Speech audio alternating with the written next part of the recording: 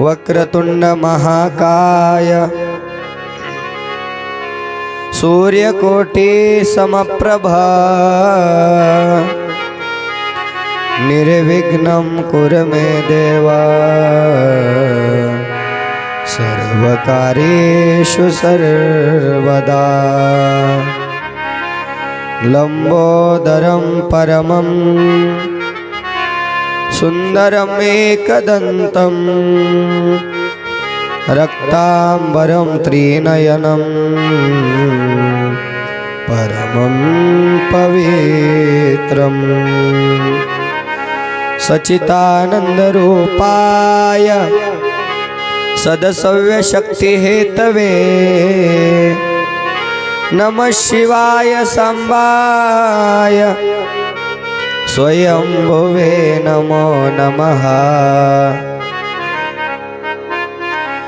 नमस्ते शारदे देवी सरस्वती मतिप्रदे वसत्वं मम जीवाग्रे सर्वविद्याप्रदा भव। श्रीरेणुकगणेशाख्य रेवणसिद्धादेशिकं वीरशैवमताचार्य तं वन्दे जगद्गुरुं। शिवे भक्ति शिवे भक्ति शिवे भक्तिर्भवे भवे अन्यथा शरणं नास्ति त्वमेव शरणं मम त्वमेव शरणं मम त्वमेव शरणं मम। नमः पार्वतीपतये शिव हर हर महादेव। शिव महापुराण भगवान की जय। कैलाशपति भगवान की जय। ग्राम दैवत भगवान की जय। संगमेश्वर महादेव की जय। वाल्मीकेश्वर महादेव की जय।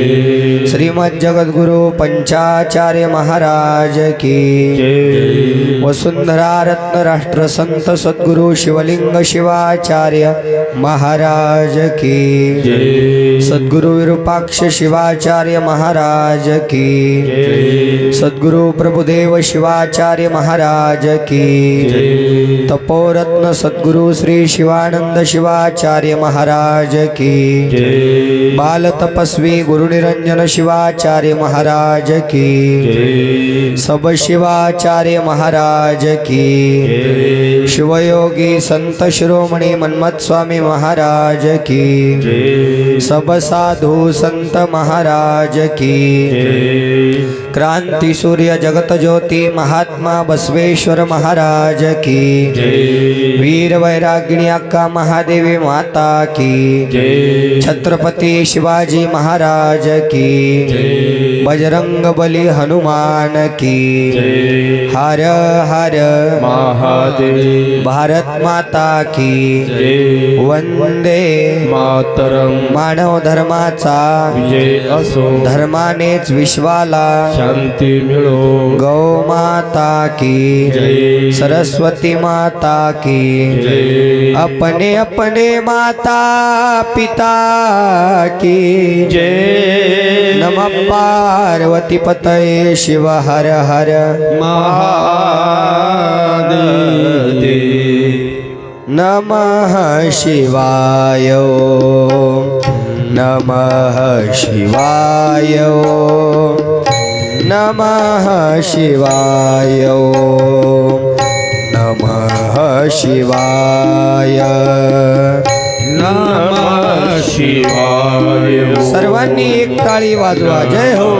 शिवाय ओम नमः शिवाय ओम नमः शिवाय ओम नमः शिवाय ओम नमः शिवाय ओम नमः शिवाय ओम नमः शिवाय नमः शिवाय ओम नमः शिवाय ओम नमः शिवाय ओम नमः शिवाय नमः शिवाय नमो नमो नमो नमः शिवाय नमो नमः शिवाय नमः शिवाय नमः शिवाय नमः शिवाय नमः शिवाय नमः शिवाय ओम नमः शिवाय जय भोले नमः शिवाय ओम नमः शिवाय सौराष्ट्र सोमनाथञ्च श्रीशल्यमल्लिकार्जुनम् उज्जयिनी महाकालेशम् ओंकारं ममलेश्वरम् नमः शिवाय ओम नमः शिवाय ओम नमः शिवाय ओम नमः शिवाय परल्यं वैजनाथञ्च डाकिन्यं भीमशङ्करं सेतुबन्धेतु रामेशं नागेशं दारुकावने नमः शिवाय ओम जय भोले शिवाय ओम नमः शिवाय ओम नमः शिवाय वाराणस्यातु विश्वेशं त्र्यम्बकं गौतमी तटे हिमालये तु केदारं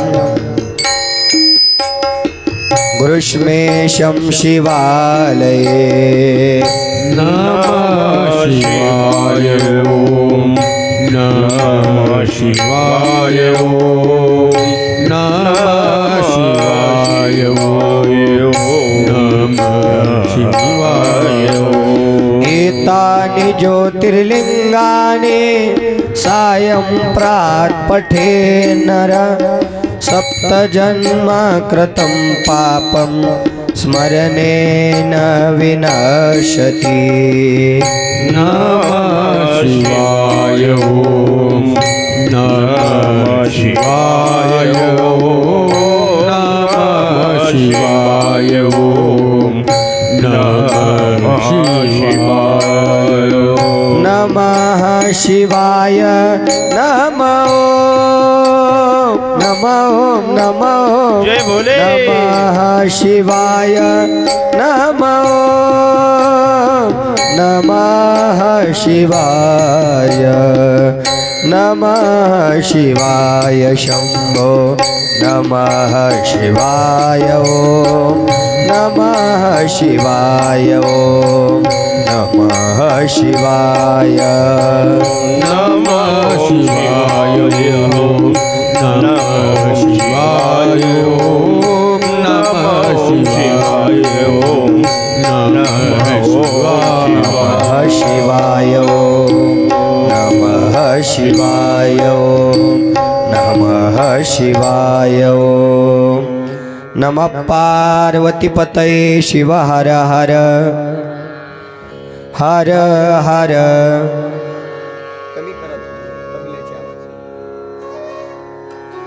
अनंत कोटी ब्रह्मांड नायक शाश्वत वैभवाचा स्वामी देवाधिदेव शंभू महादेवांच्या दिव्य चरणी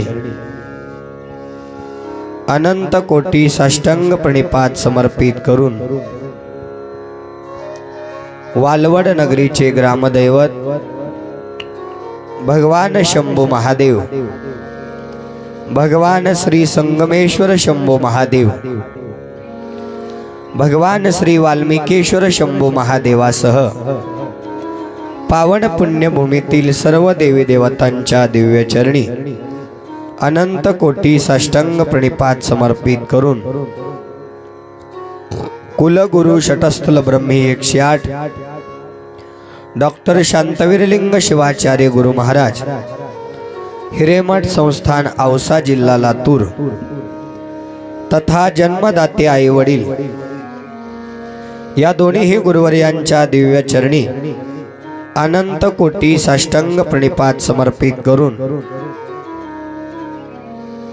कुलदेवता श्री वीरभद्रेश्वर महाराज, दानम्मा देवी माता, श्री नागनाथ महाराज या तीनही देवतांच्या दिव्य चरणी अनंत कोटी साष्टांग प्रणिपात समर्पित करून श्रीमद जगद्गुरु पंचाचार्य महास्वामीजींच्या दिव्य चरणी अनंत कोटी साष्टांग प्रणिपात समर्पित करून वसुंधरा रत्न राष्ट्रसंत सद्गुरु डॉक्टर शिवलिंग शिवाचार्य गुरु माऊली, सद्गुरु विरूपाक्ष शिवाचार्य गुरु माऊली, सद्गुरु प्रभुदेव शिवाचार्य गुरु माऊली, तपोरत्न सद्गुरु श्री शिवानंद शिवाचार्य गुरु माऊली, बाल तपस्वी गुरुनिरंजन शिवाचार्य गुरु माऊली सह आंध्र, महाराष्ट्र, कर्नाटक, तेलंगणा प्रांतातील सर्व शिवाचार्य गुरु महाराजांच्या दिव्य चरणी अनंत कोटी साष्टांग प्रणिपात समर्पित करून शिवयोगी संत शिरोमणी मन्मथ माऊली सह सर्व साधू संतांच्या दिव्य चरणी अनंत कोटी साष्टांग प्रणिपात समर्पित करून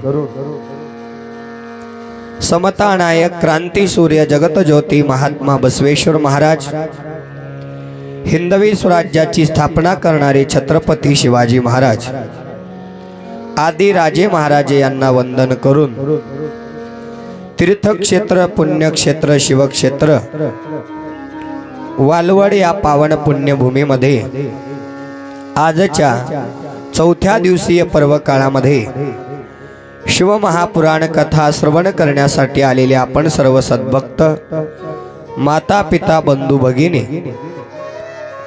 आपणा सर्वांच्या हृदय मंदिरामध्ये विराजमान असणाऱ्या परमात्मेरूपी भगवंताच्या दिव्य चरणी अनंत कोटी साष्टांग प्रणिपात समर्पित करून आजच्या चौथ्या दिवसीय शिवमहापुराण कथेला प्रारंभ करीत असताना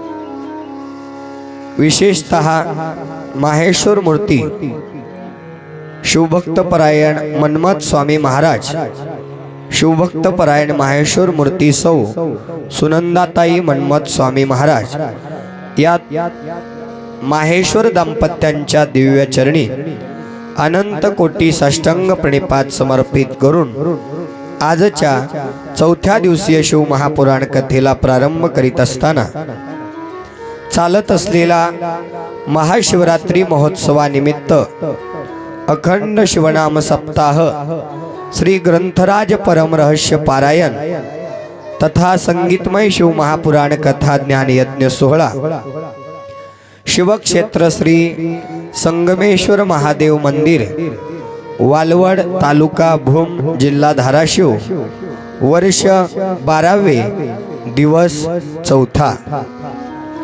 सर्व शिवभक्तांना महाशिवरात्री पर्व काळामध्ये शिवमहापुराण कथेचं ज्ञान अमृत प्राप्त करून भगवान शिवाचा आशीर्वाद प्राप्त करून देत असलेले या शिवमहापुराण कथेचे आयोजक, संयोजक सर्वा शिवभक्तपरायण माहेश्वर मूर्ती मन्मथ स्वामी महाराज वालवडकर, बीड पोलीस या नाम यज्ञ सोहळ्यामध्ये 1 रुपयापासून हजारो रुपयापर्यंत आपलं देणगी दान देऊन भगवान शिवाचा आशीर्वाद प्राप्त करून घेणारे सर्व देणगी दान देणारे सद्भक्त आजच्या चौथ्या दिवसीय पर्व काळामध्ये चहा नाश्ता, दुपारचा महाप्रसाद, संध्याकाळचा महाप्रसाद संपन्न करून शिवमहापुराण ग्रंथ पूजा करून महाराजाचा सन्मान करून आशीर्वाद प्राप्त करून घेतलेले शिवभक्त परायण श्री रियाजभाई तांबोळी परिवार, शिवभक्त परायण श्री समस्त लेंडाळ परिवार वालवडकर या पवित्र नामयज्ञ सोहळ्यामध्ये काया वाचा मनाने तनमन धनाने सेवा देत असलेले सर्व परिचित अपरिचित सद्भक्त, या शिव महापुराण कथेसाठी ज्यांची उत्कृष्ट अशी साऊंड सिस्टम प्राप्त झालेली आहे असे ओमकार साऊंड सर्व्हिसचे ओनर शिवभक्त परायण गणेश दादा अनपट, या शिव महापुराण कथेसाठी उत्कृष्ट अशी संगीत साथ करत असलेले स्वर शिवाणी संगीत संच परिवार, त्याचबरोबर आजच्या चौथ्या दिवसीय पर्व काळामध्ये शिवमहापुराण कथा श्रवण करण्यासाठी आलेले आपण सर्व सद्भक्त माता पिता बंधू भगिनी, आपण सर्वांचं व आतापर्यंत ज्यांचा नाम उल्लेख केलेला आहे त्या सर्व सद्भक्तांचं आजच्या चौथ्या दिवसीय शिवमहापुराण कथेमध्ये हार्दिक हार्दिक स्वागत करून आपण सर्वांना अनंत कोटी ब्रह्मांड नायक भगवान शिव परमात्मा सुख समृद्धी आयु आरोग्य धनसंपदा उदंड आयुष्याची प्राप्ती करून देव अशी मंगल कामना करून आजच्या चौथ्या दिवसीय शिव महापुराण कथेला आपण प्रारंभ करीत आहोत। काल तिसऱ्या दिवसीय शिव महापुराण कथेमध्ये आपण भगवान शिवाला प्रिय असलेलं चिताभस्म गोमय भस्म त्याचा महिमा आपण तिसऱ्या दिवसीय शिव महापुराण कथेमध्ये श्रवण केलेला आहे। आजच्या चौथ्या दिवसीय शिव महापुराण कथेमध्ये रुद्राक्ष महात्म्य नंदी अवतार कथा श्रवण करून आपण कथेला विराम करणार आहोत। तत्पूर्वी या कलियुगामध्ये वावरत असताना प्रत्येक जीवाला एकच आस लागलेली आहे, ती म्हणजे भगवंताच्या भेटीची। प्रत्येकाला काय हवा आहे? देव हवा आहे। देव भेटावा, देव पावावा याच्यासाठीच रात्रंदिवस आपण अट्टहास करत आहोत। प्रत्येकाला देव प्राप्तीची इच्छा आहे, पण मी नेहमी दोन गोष्टी सांगत असतो। प्रत्येकाला देव हवा असतो, पण देव प्राप्त करून घेण्याची भक्ती मात्र नको असते। प्रत्येकाला आई वडिलांची संपत्ती हवी असते, पण आई वडील मात्र नको असतात। बटन टाकलं की जशी लाईट लागावी तसं एकदा शिव म्हणलं की देव पावावा असं प्रत्येकाला वाटतं आहे। पण या कलियुगामध्ये देवाला प्राप्त करून घेण्यासाठी आपल्या अंतःकरणामधला देव जागृत करणं गरजेचं आहे। देव कुठं आहे हो? देव मंदिरात आहे का? देव डोंगरात आहे का? देव कैलासात आहे का? नाही नाही। देव जो सत्याच्या मार्गावर वाटचाल करतो, जो परमार्थामध्ये वाटचाल करतो, जो अध्यात्म मार्गामध्ये वाटचाल करतो, त्या प्रत्येक मानवी जीवामध्ये देवाचं वास्तव्य आहे। तुमच्यामध्येच देव आहे। देव दुसरी तिसरीकडे कुठं नाही आहे। ते सिद्ध करून दाखवत असताना समोर बसलेल्या आप्पाची मागटल्या आप्पाला लाथ लागली जाताना काय करता आप्पा? लाथ लागली, काय करता? पाया पडता। आय एम रियली सॉरी, इसमें मेरी कोई गलती नाही असं म्हणता का? पाया पडता। का पाया पडायचं? तर त्याचंच उदाहरण दिलेलं आहे। प्रत्येक जीवामध्ये शिवाचं वास्तव्य आहे। जीव शिव, शिव जीव एकरूप आहे। प्रत्येक मानवामध्ये देवाचं वास्तव्य आहे। माझे हृदय भुवन करा आपुले सिंहासन। आपलं हृदय म्हणजे भगवान शिवाचं सिंहासन आहे आणि रुद्रावरच्या इष्टलिंग रुद्राक्षाची माळ साक्षात भगवान शिव परमात्मा आहे। तुम्हीच देव आहात, म्हणून एकमेकांना लाथ लागल्यानंतर पाया पडण्याची प्रथा आहे। त्याच्या पुढे जाऊन सांगे, सकाळी सकाळी आपण घराच्या बाहेर निघालो असताना हात जोडून म्हणतो बघा, काय? शिवशरणार्थ म्हणतो की नाही? शिवशरणार्थ या शब्दाचा अर्थ काय आहे? तुम्ही हात जोडले, समोरचा व्यक्ती तुमच्यासाठी शिवाय मधले 3 चरण म्हणून मी तुम्हाला शरण आलेलो आहे, असा ज्याचा अर्थ तोच शिवशरणार्थ. तुम्हीच शिव आहेत म्हणून मी तुम्हाला शरण आलेलो आहे, असा शेवटी अर्थ तोच शिवशरणार्थ. माणसातला देव जागा व्हावा याच्यासाठी केलेला अट्टहास आहे. तुम्हीच शिव आहात, तुम्हीच देव आहात, पण माणसानं देवासारखं वागणं गरजेचं आहे. मी कालही सांगितलं, नेहमी सांगतो आहे, बरेच माणसं अशी आहेत जे देवाला मानत नाहीत, संतांना मानत नाहीत, पण देवासारखं संतांसारखं वागतात. आणि बरेच माणसं अशी आहेत जे देवदेव करतात, संतांना मानतात, पण देवासारखं वागत नाही. बरेच माणसं अशी आहेत जे देवाला मानत नाही, पण देवासारखं वागतात. मग याच्यामध्ये श्रेष्ठ कोण हो? देवाला न मानता देवासारखं वागणारेच माणसं श्रेष्ठ. वरवर दावी शिवाचार, पर्यांतर्यानाचार.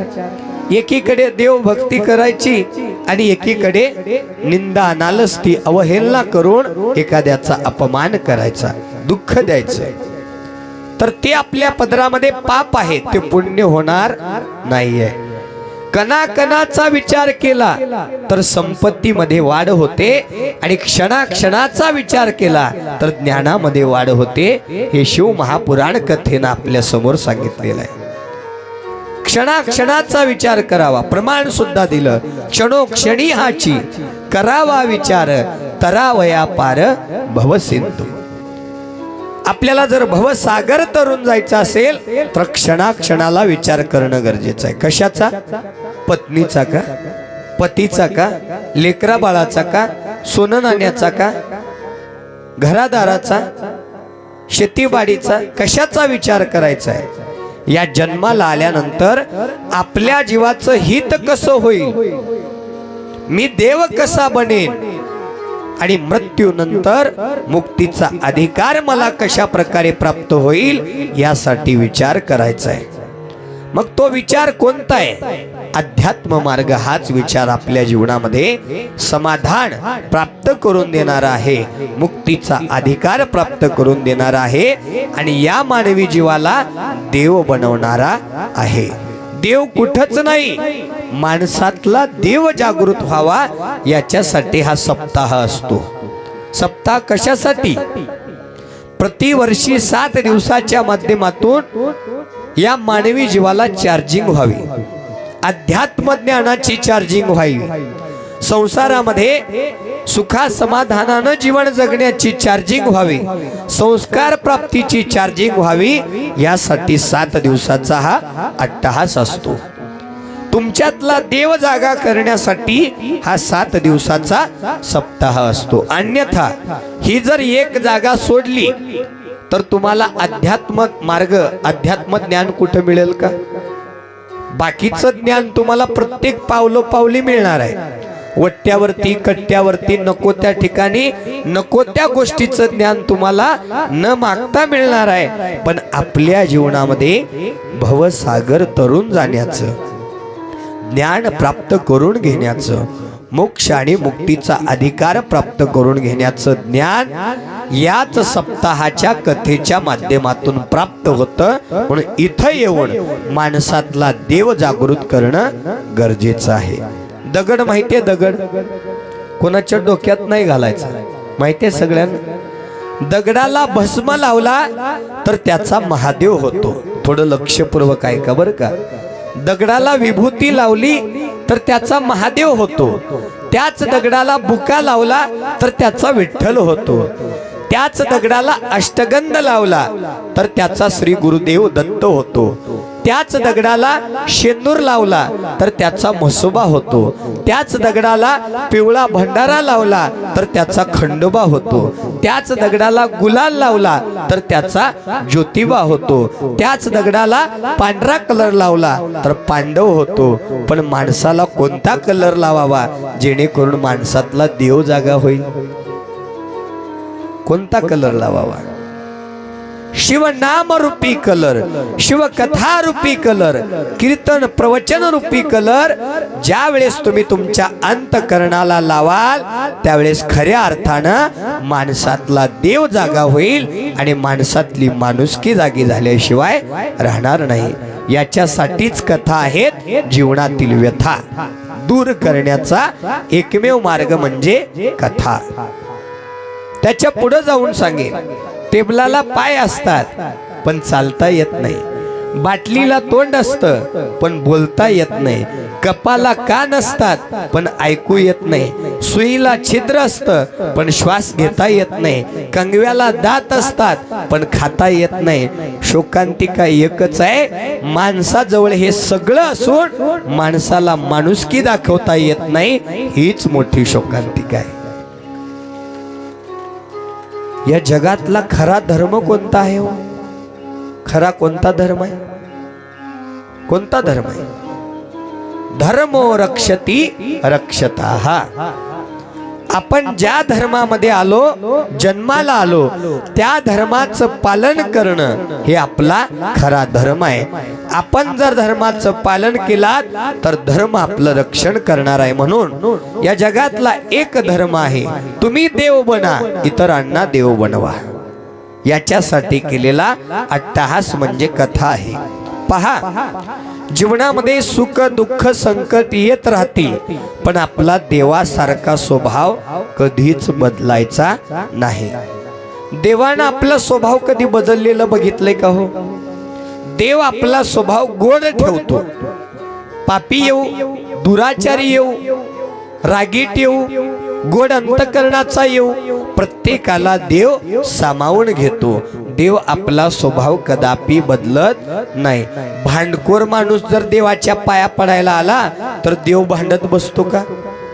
भांडण करणाऱ्याला सुद्धा देवाला प्रसन्न व्हावं वाटतं आणि प्रेमळ अंतकरणाने भक्ती करणाऱ्याला सुद्धा देवाला प्राप्त व्हावं वाटतं. देव भेद करत नाहीये. तसंच या मानवी जीवनामध्ये माणसातला देव जागृत करण्यासाठी आपला गोड स्वभाव कधीच बदलायचा नाही. कितीही संकट येऊ द्या, कितीही राग येऊ द्या, राग करू नका बोला, रात्रंदिवस विवेक आला. राग आला ना, मौन व्हायला शिका. ऋषी मुनींकडे पहा, ऋषी मुनी मौन राहायचे. जास्तीत जास्त मौन राहिल्यामुळेच ऋषी मुनींना त्या ठिकाणी ज्ञानाची प्राप्ती झाली, मुक्तीचा अधिकार प्राप्त झाला आणि भगवान शिवाची भेटही झाली. मौन राहिल्याचे फायदे आहेत. ज्ञानाची प्राप्ती होते, या जीवाला समाधान लागतं, ही बुद्धी शुद्ध प्रवृत्तीने वाटचाल करते. म्हणून आठवड्यातून एक दिवस सोमवार गुरुवार या 2 वारापैकी 1 वार मौन राहायचं. श्रावणामध्ये तर 4 सोमवार पक्क मौन राहायचं.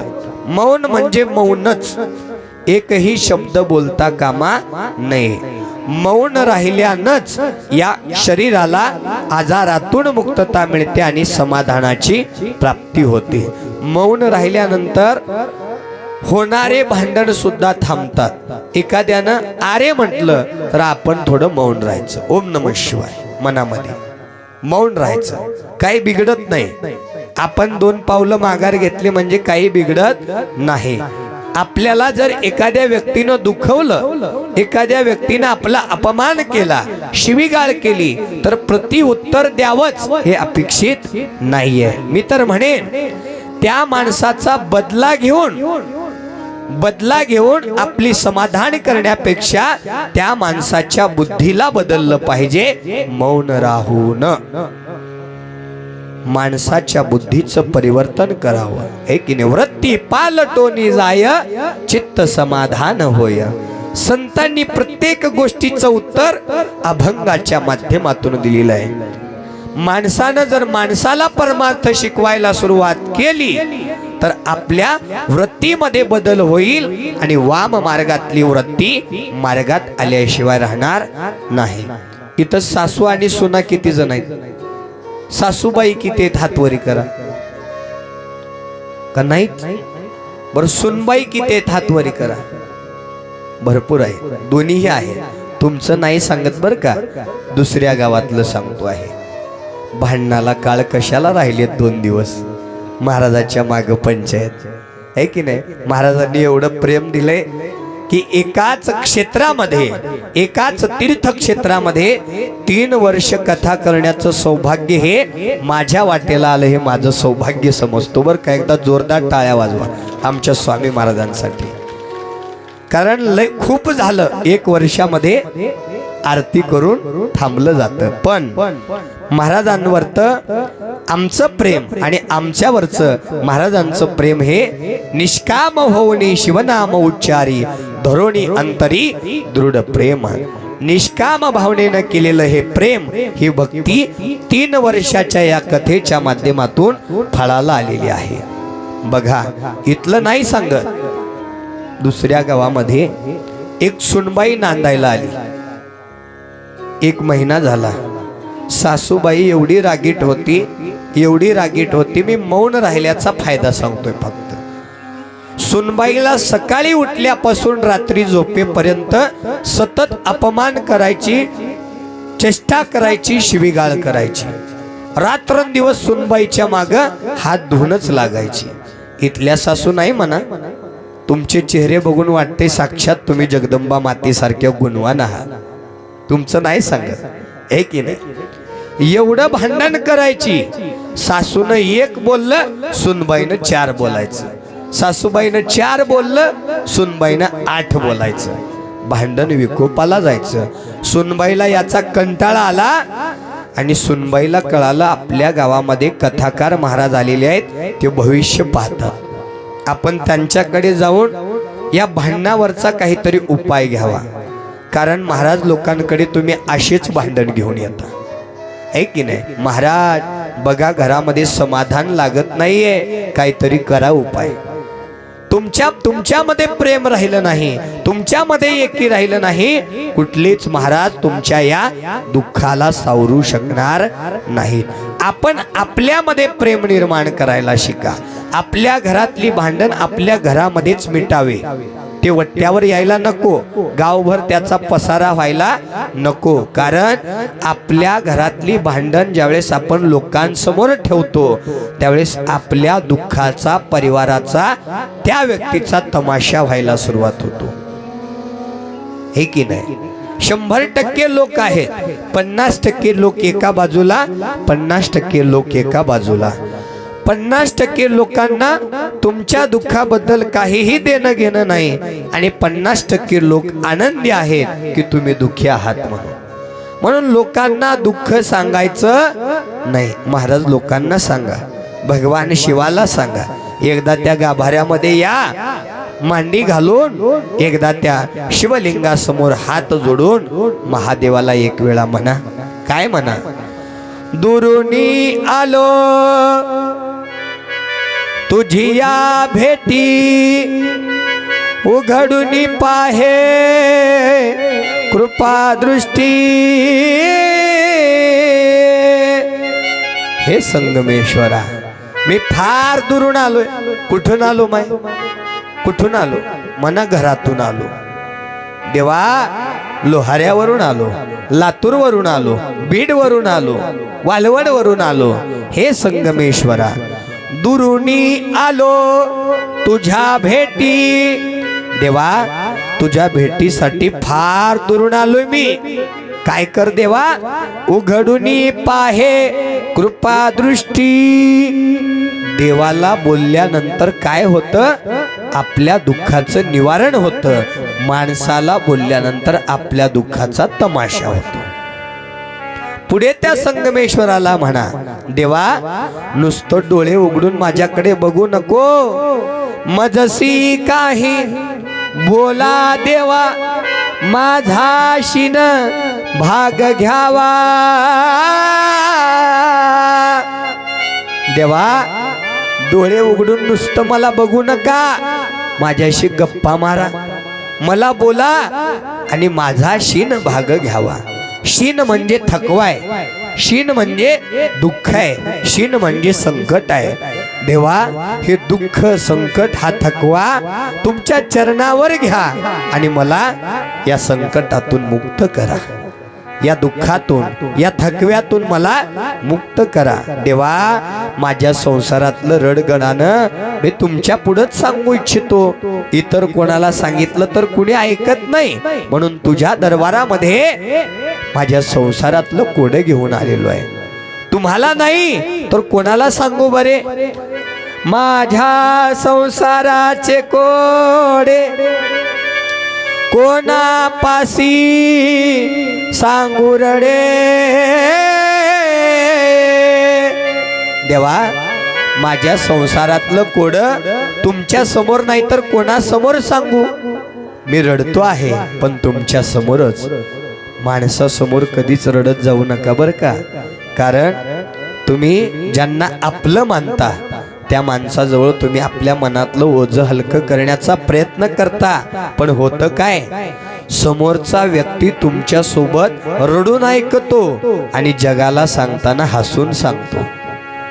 म्हणून माणसाजवळ कधीच रडू नका। रडायचं की नाही, बंद रूम मध्ये एकांतामध्ये राहा।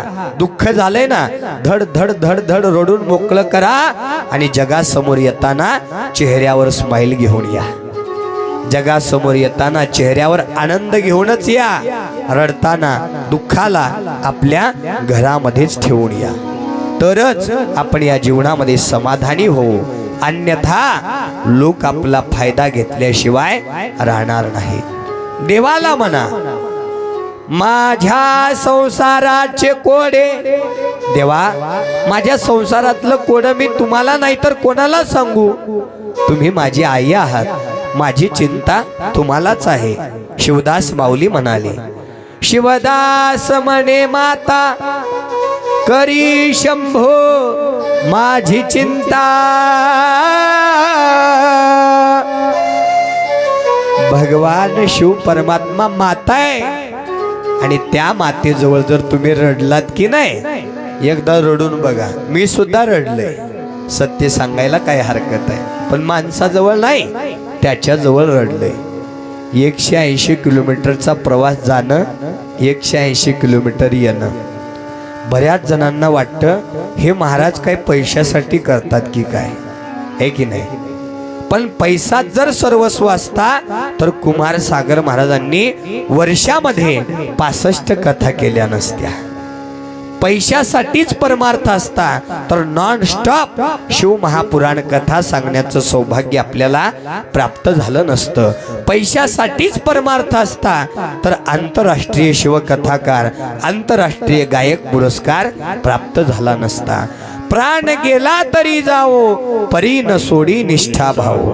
मी नेहमी भगवंताला म्हणत असतो, देवा मला जर मरण द्यायचं असेल तर घरी अजिबात देऊ नको, इतर ठिकाणी अजिबात देऊ नको, तुझं नाव घेता घेता मरण यावं याच्यापेक्षा मोठं सौभाग्य काय आहे देवा? त्याचं नाव घेता घेता मरण यावं याच्यामध्येच आपलं खूप मोठं सौभाग्य आहे। म्हणून 180 किलोमीटर जाणं आहे, 180 किलोमीटर येणं आहे। हा प्रवास फक्त आणि फक्त राष्ट्रसंतांनी जे माझ्यावरती कृपादृष्टी केली, भगवान शिवानी माझ्यावरती कृपादृष्टी केली आणि संतांनी माझ्यावर जी जिम्मेदारी दिली, ती जिम्मेदारी एक एक मिनिट त्या भगवान शिवाच्या कथेतून समाजाला प्रबोधन करण्यासाठी माझं आयुष्य खर्च व्हावं यासाठीच ही धावपळ आहे, पैशासाठी नाही बरं का। पैशासाठी धावपळ असती तर आपण खूप विचार केला असता आणि या ठिकाणी सुद्धा आपण थांबलो नसतो। म्हणून या भगवंताचं नाव घेताना ही एनर्जी जर कोण देत असेल तर कोण आहे? शिवदास म्हणे माता। मी सुद्धा रडले संगमेश्वराजवळ, देवा आता तुलाच हे कोण आहे बाबा, तू माझी आई आहे, करी शंभो माझी चिंता।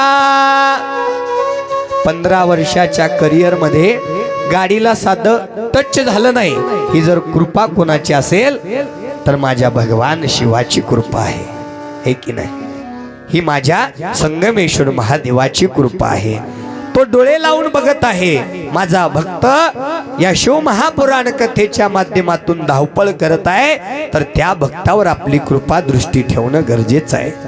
आणि तो कोणाचा ऐकतो? कोणाचं? मन्मथ म्हणे देव प्रेमाचा भुकेला, अनिक कोणाला नाटोपेची. देव कोणाचा ऐकतो? जो वेड होऊन त्याचं नामस्मरण तो त्याच भक्ताचं देव ऐकतो आणि त्याच्या जवळ देव राहतो. इतरांना देव आठवत नाही, जवळ राहत नाही. एक नाही, बऱ्याच वेळेला लोकांचा प्रश्न असतो, चांगल्यांच्याच माग देव लागतो. वाईट माणसांना माणसाची साथ असते म्हणून त्यांचं चांगलं होतं, पण चांगल्या माणसाला देवाची साथ असते. वाईट माणसांना माणसांनी दिलेली साथ हे काही क्षणापुरती असते, पण चांगल्या माणसांना दिलेली देवाची साथ हे शेवटच्या क्षणापर्यंत तुम्हाला साथ देत असते. म्हणून देवाची साथ हे उशिरा का होईना तुम्हाला फळ दिले, पण सब्र का फल मीठा होता है. भगवान के घर देर है लेकिन अंधेर नहीं.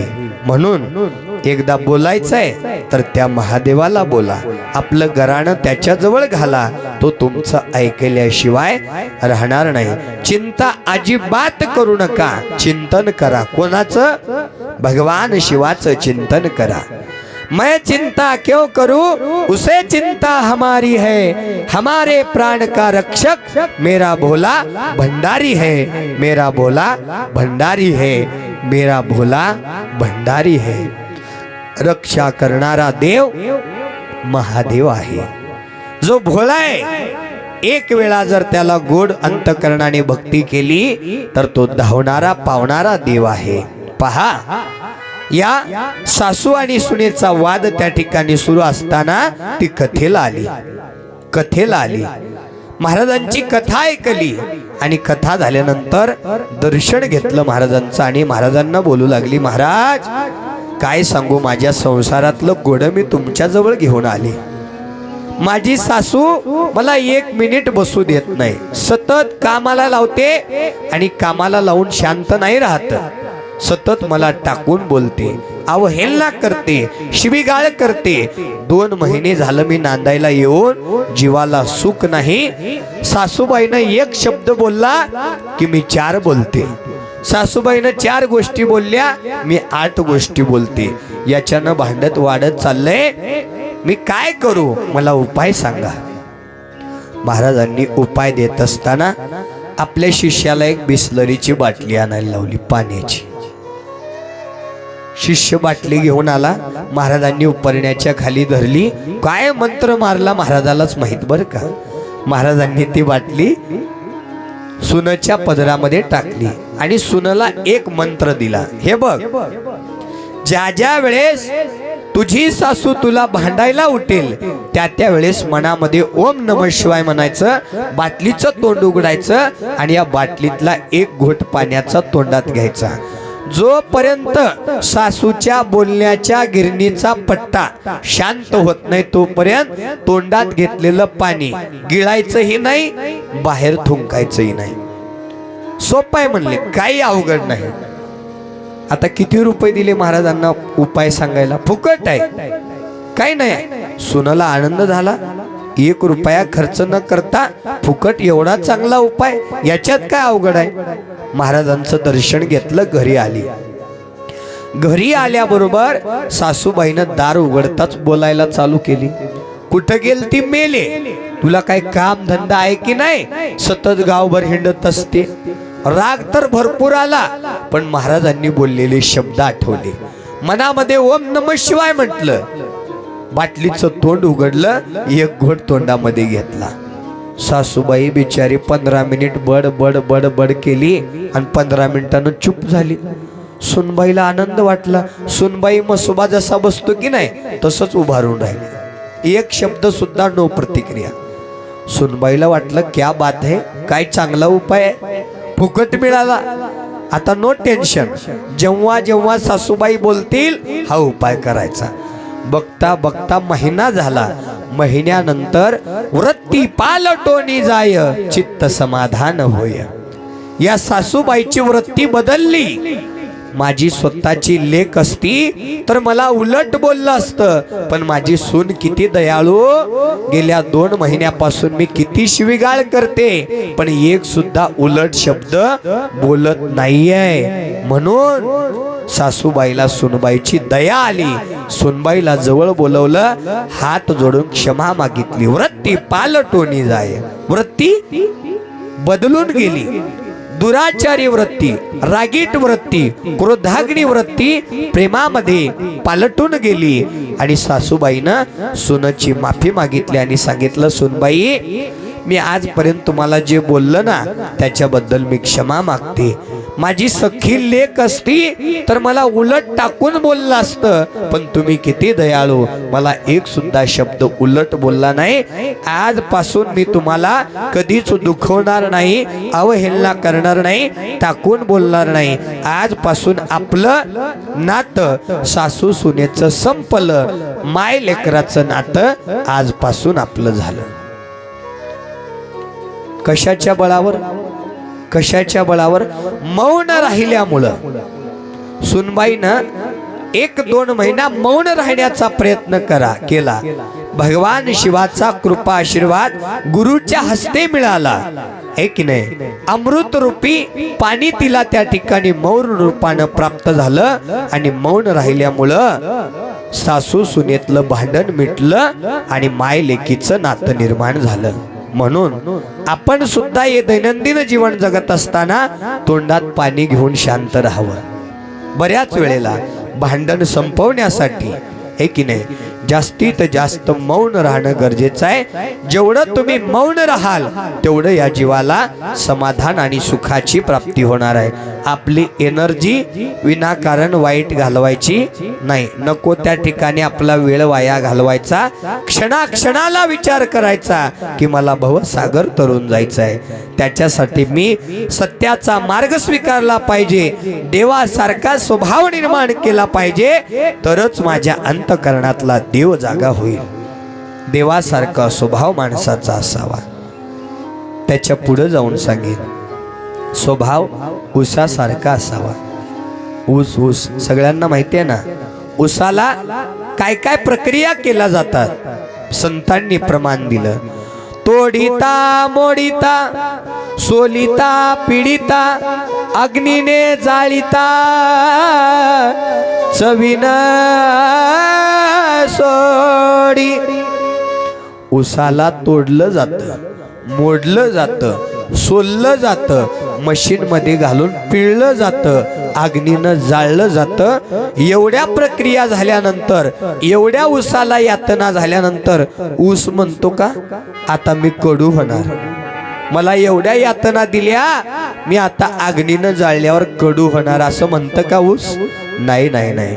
ऊस पहिल्यांदाही गोड होता, जळून पाक गुळ साखर झाल्यानंतर सुद्धा त्याचा स्वभाव गोडच होता. शेवटच्या क्षणापर्यंत ऊसानं आपला स्वभाव बदलला नाही. तोडिता मोडिता सोलिता पिडिता अग्नीने जाळिता चवीन सोडी. अग्नीनं जाळलंच तरी सुद्धा उसानं आपली गोड चव सोडली नाही. तसाच माणसाचा स्वभाव उसासारखा असावा. सुख दुःख संकट येत राहतील, त्या प्रत्येक संकटामध्ये सुख दुःखामध्ये सुद्धा आपण आपला गोड स्वभाव कायम दैवत ठेवला पाहिजे. आपल्याकडे बघून इतरांनी आदर्श घ्यावा असा स्वभाव आपण ठेवावा. असे कर्म आपल्या हातून व्हावे. आपल्या हातून कसे कर्म व्हावे? आपण मेल्यानंतर लोकांना आपली आठवण आली पाहिजे. मरावे परी कीर्ती रूपी उरावे. आपल्या मृत्यूनंतर देखील लोकांनी आपला आदर्श घेण्यासाठी धडपड करावी. असं जीवनामध्ये कार्य करणं गरजेचं आहे. जन्म मिलना भाग्य की बात है, मृत्यु आना समय की बात है. जन्म मिलना भाग्य की बात है, मृत्यु आना समय की बात है। हम मरने के बाद लोगों के दिलों में जिंदा रहना ये अपने किए हुए अच्छे कर्मों की बात है, ये अपने किए हुए अच्छे कर्मों की बात है। आपल्या मृत्यूनंतर सुद्धा लोकांच्या मनामध्ये आपण जिवंत राहणं हे आपण केलेल्या चांगल्या कर्मावर आधारित असतं। म्हणून नेहमी चांगले कर्म करत चला, देवासारखा स्वभाव ठेवा आणि देव बनण्याचा प्रयत्न करा। या ठिकाणी शिव महापुराण कथा सांगते आहे, देव बनण्यासाठी एकमेव मार्ग अध्यात्म मार्ग आहे। अध्यात्म मार्गाच्या बळावर या मानवी जीवाचा आपल्याला उद्धारही करून घेता येतो, देवही बनता येतं, मोक्ष आणि मुक्तीचा अधिकार सुद्धा आपल्याला प्राप्त करून घेता येतो। म्हणूनच सुख असो दुःख असो या दोन्ही प्रसंगामध्ये उसासारखा गोड स्वभाव कायम ठेवणं आपल्याला गरजेचं आहे। ही शिव महापुराण कथा आपल्या जीवनामध्ये परिवर्तन करणारी कथा आहे। म्हणूनच आपण देव बनण्यासाठी नेहमी प्रयत्न करावा। प्रत्येक जीवामध्ये शिवाचं वास्तव्य त्या ठिकाणी निर्माण झालेलं आहे। आपण जन्माला आल्यानंतर लोकांनी हसावं आणि आपण मृत्यूनंतर लोकांच्या डोळ्यात पाणी असावं, असं कार्य जीवनामध्ये असावं। अन्यथा आपण मेल्यानंतर लोकांनी नाही म्हणावं, बरं झालं गावची पिढा गेली। कंटाळून लोकांनी आपल्याला बोलू नये, असं कार्य जीवनामध्ये करू नये।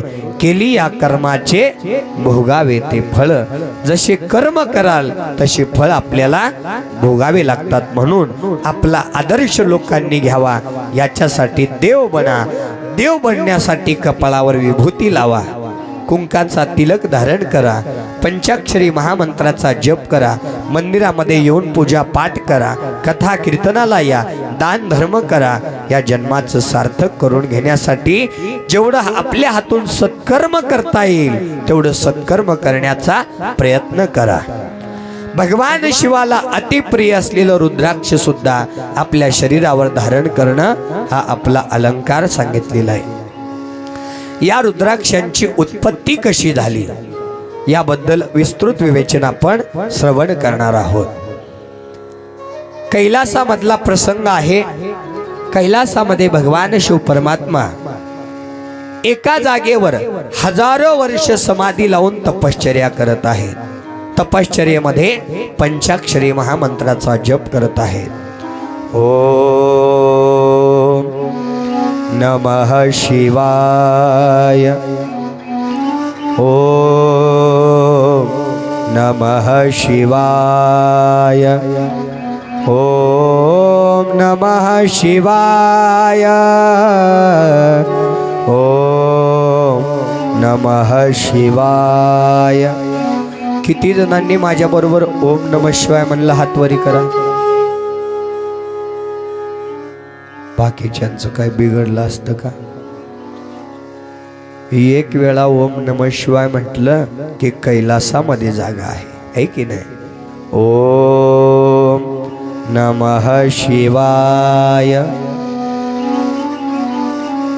हे बघा, आता मला नरेंद्र मोदी साहेबांचा मेसेज आलाय, तेवढा मी सांगतो तुम्हाला।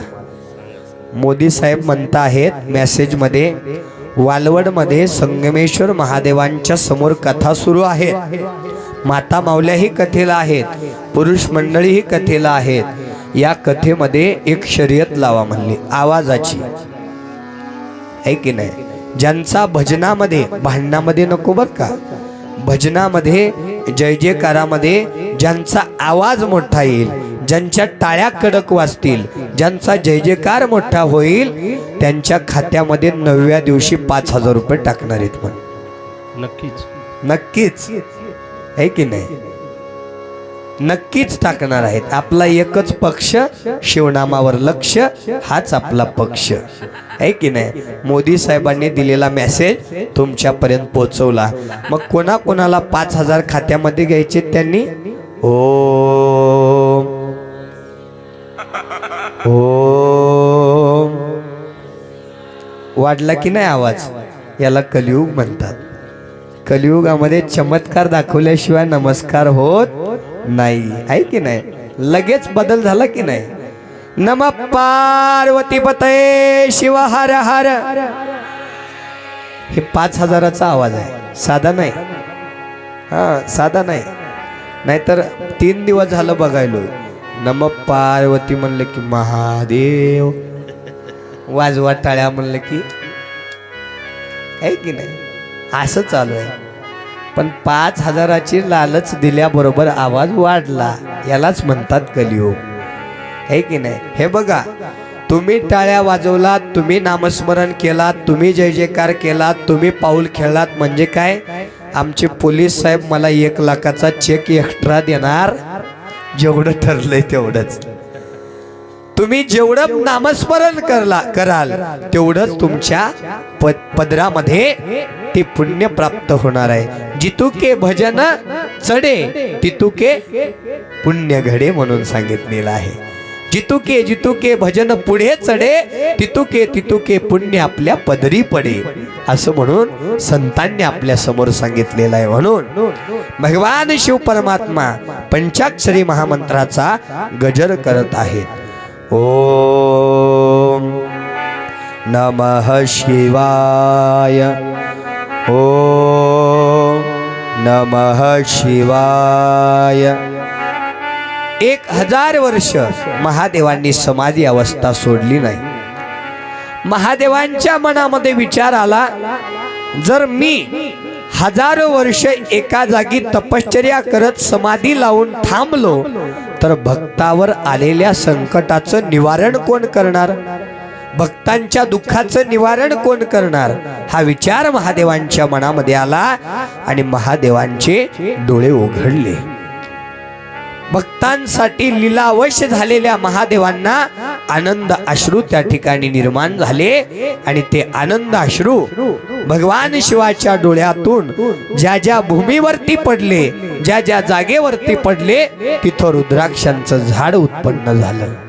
गौड देश, मथुरा, अयोध्या, काशी, सह्य पर्वत, श्रीलंका, आहे की नाही, काशी, अशा पवित्र तीर्थक्षेत्राच्या ठिकाणी भगवान शिवाचे अश्रू पडले आणि तिथं रुद्राक्षांच्या झाडांची उत्पत्ती झाली.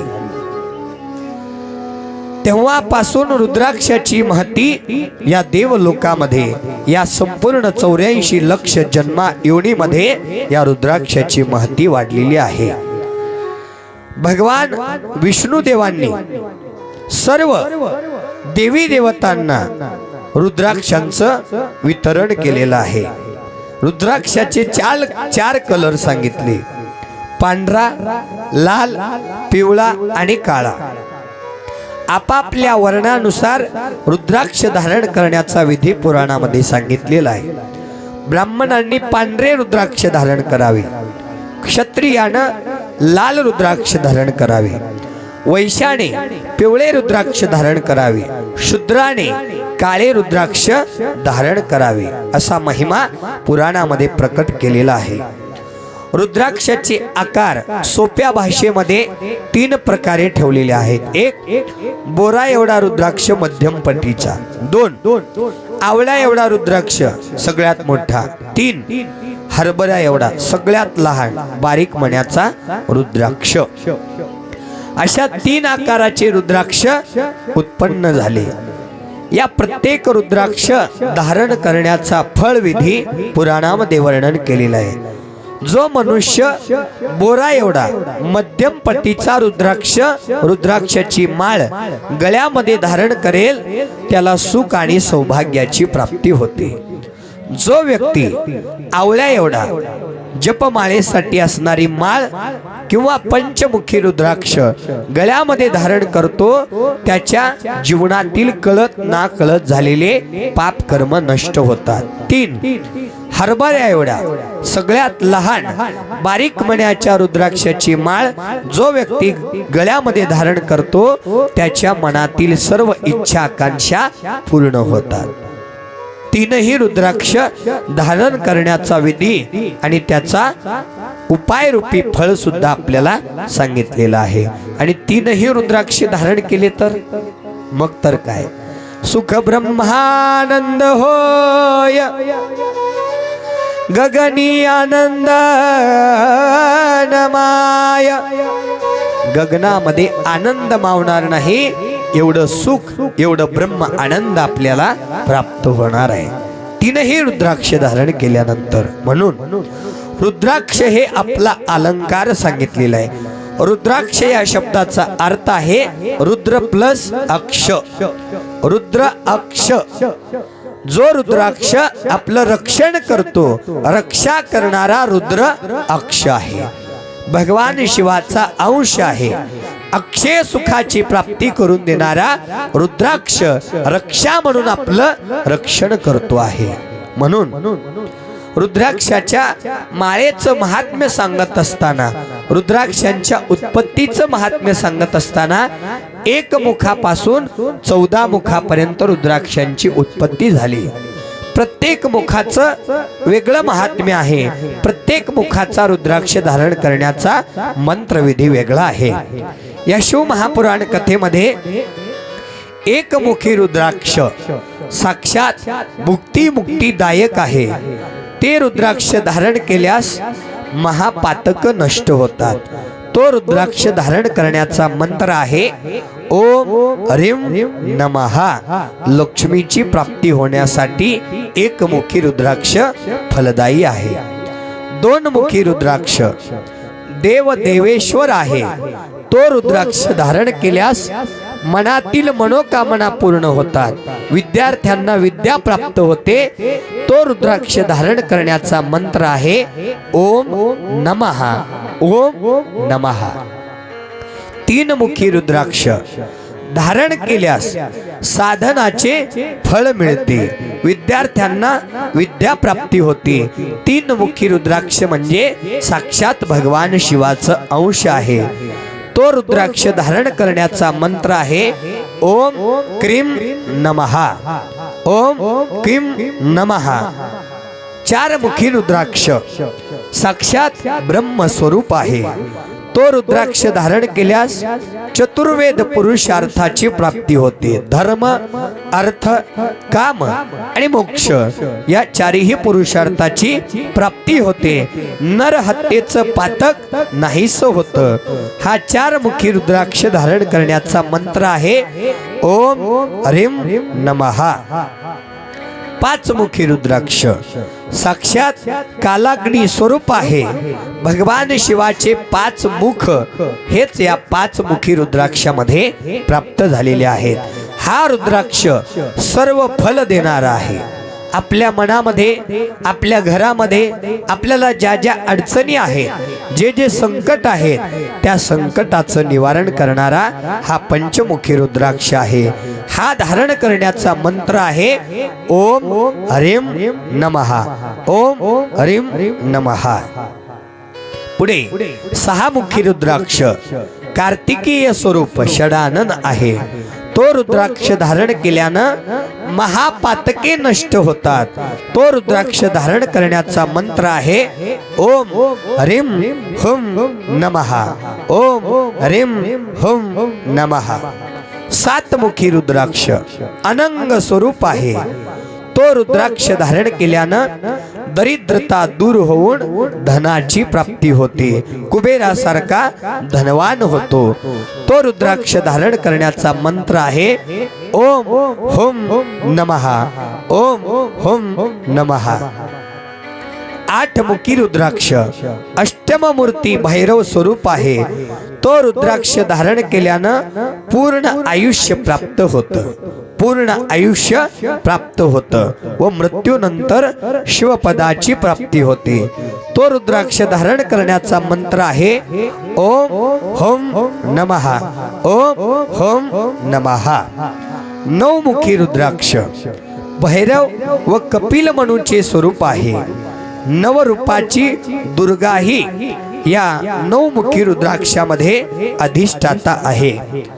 हा रुद्राक्ष धारण केल्यानं सर्वेश्वराची प्राप्ती होते.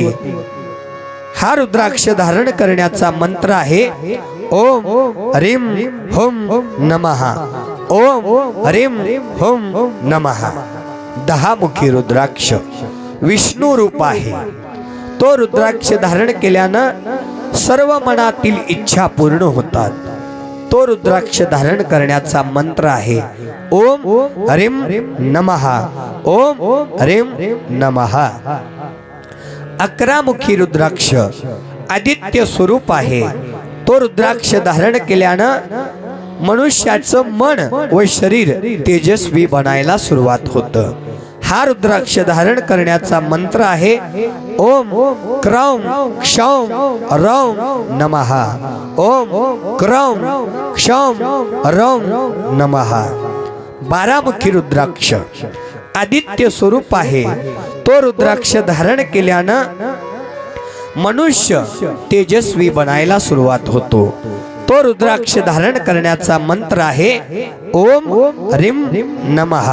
ओम ह्रीं नमः. 13 मुखी रुद्राक्ष विश्वदेवांचं स्वरूप आहे. तो रुद्राक्ष धारण केल्यानं आपल्या जीवनातील संकटाचा नाश होतो. सुख आणि सौभाग्याची प्राप्ती होते. आपल्या जीवनातील सर्व कार्य मंगल होतात. तो रुद्राक्ष धारण करण्याचा मंत्र आहे ओम ह्रीं नमः. 14 मुखी रुद्राक्ष परमशिव स्वरूप आहे. तो रुद्राक्ष धारण केल्यानंतर पापांचा नाश होतो आणि हा 14 मुखी रुद्राक्ष धारण करण्याचा मंत्र आहे ओम नमः. ओम नमः. असा एक मुखापासून 14 मुखी रुद्राक्षाचा महिमा पुराणामध्ये वर्णन केलेला आहे. एक मुखापासून 14 मुखापर्यंत रुद्राक्ष आपल्याला लवकर प्राप्त होत नाही, पण 5 मुखी रुद्राक्ष आपल्याला लवकर फळ प्राप्त करून देणारा, लवकर प्राप्त होणारा रुद्राक्ष आहे. ज्यांना तो रुद्राक्ष हवा आहे त्यांनी उद्याच्या कथेमध्ये तो रुद्राक्ष वितरण करण्यात येणार आहे. तो रुद्राक्ष घेऊन त्याचा विधी ऐकून आपण तो रुद्राक्ष आपल्या गळ्यामध्ये धारण करावा.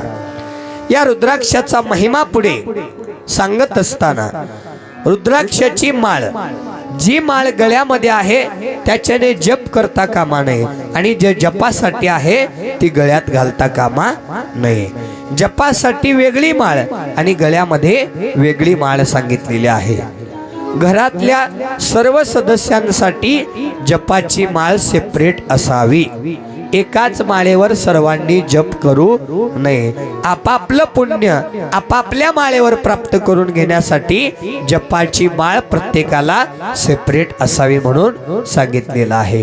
कोणत्या 2 बोटांनी जपाची माळ जपावी? वा, एकदा जोरदार टाळ्या वाजवा आमच्या महाराजांसाठी. माय टाळ्या वाजवा. 5,000चा प्रश्न